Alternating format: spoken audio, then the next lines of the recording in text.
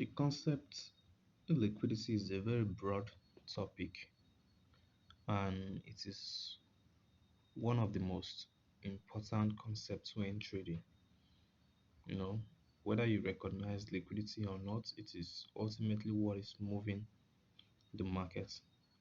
So, liquidity in a financial definition refers to the ease with which an asset can be converted into cash without affecting its market price. So it's simply the ability to be able to convert one currency to another without affecting the price. It's just a constant exchange between supply and demands. Let me give you a brief example. Imagine buying a chocolate from a local vendor for the price of $5 and another vendor has it for $6.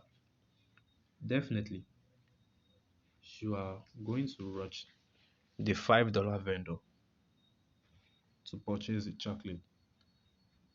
And when he's out of chocolate, what happens?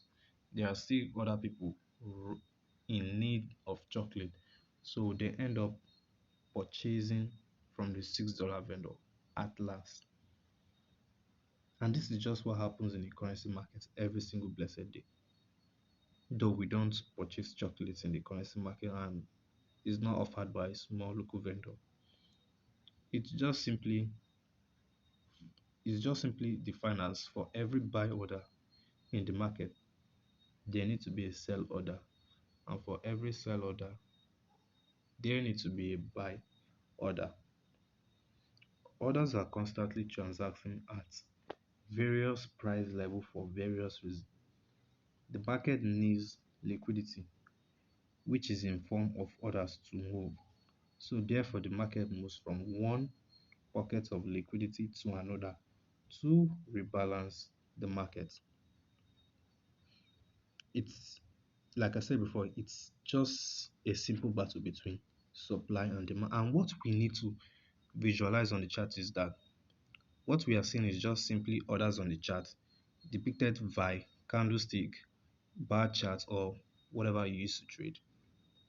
Okay, so with that said, there are a couple of different aspects of liquidity I'm going to share with you. Well, it goes much deeper, but these ones are just the basic concepts of liquidity that we'll be focusing on. And I have just three concepts to share with you. I'm not going to make this video long, just short and simple. So the first is the swing structure. We have the swing structure, we have the relatively equal structure, and we have the trend structure. These are just the simple liquidity concept I'm going to be sharing with you. So if we look at the swing structure or any structure that is being printed in the market, what we see is that once the market has been created, either swing high or swing low, definitely there are going to be orders that rest just above the high,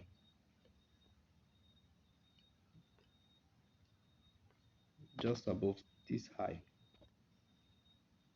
The order can be in form of stop loss, buy or sell limit, buy stops or sell stops, depending on what the trader puts. And once price tap into these pools of liquidity or orders, we see a rapid movement either to the up or the down. And like I said before, there are tons of order resting just above this high. I mean, for various reasons. And there are many traders waiting to either trade breakout here and go long, or there are people that are waiting to trade once price hits here and come down. So now I'm going to move to the next topic, which is the relatively equal structure. And what we have here is just um, a double top and a double a double bottom below, which is in a simple term the M and W pattern. I mean, if you've traded previous strategy, um, let me just say the basic strategy in trading, we were told that we we sell when we have equal equal highs, we sell, and we buy when we have um double bottom. But if you look at it based on a liquidity concept, you can see that there are tons of orders still resting here. Like I'll tell most of my students, not all double tops are sells, and not all double bottoms are buy. What did he say? Yes, you heard me. I'll repeat it again. Not all double tops are sell, and not all double bottoms are buy. You know, we will get, you will understand what I'm saying when we get deeper into the concept of liquidity. This is just a basic introduction. Okay, so let's just go back to our topic. Like I said before, we have tons of order resting here, and we have millions and billions of people who will put um their stop losses just above the highs, or those that will put their um limit orders just above this high, and they will wait for price to go there and tapped as if they are successful, or price might just blaze through like nothing. So that will take us to our third topic, the trend structures. Now we have tons of limit order just above here, and I mean, if you've traded price action, I'm sure you understand that you wait for price to reach either the highs, tap in, then you sell from there, or you could simply just put your limit order just above the high.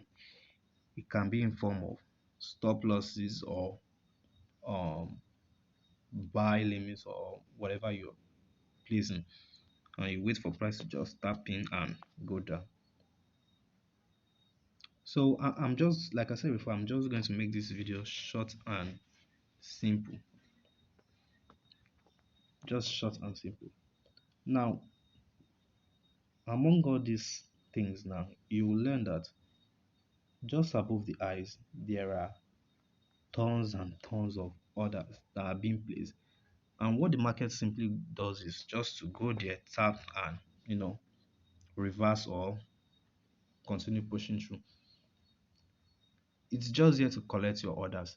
And lots of people get the misconception that market makers are always after their stop losses, and they call it like stop loss hunts or whatever. They tend to say like the big banks, the Fed are after their stop losses. Um, that's just redundant.